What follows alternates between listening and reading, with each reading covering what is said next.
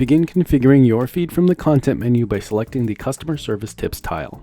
In the next window, you'll see a preview on the left where you can see a preview of a Customer Service Tips feed. Set a custom name for the feed on the right. Then in the bottom center, click Customize this feed.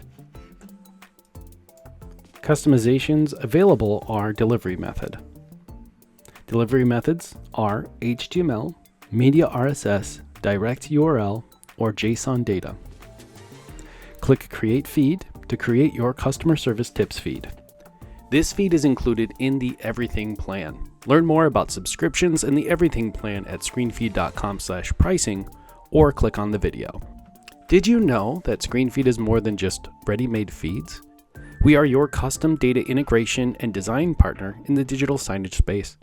Learn more about our full-service creative engineering at screenfeed.com.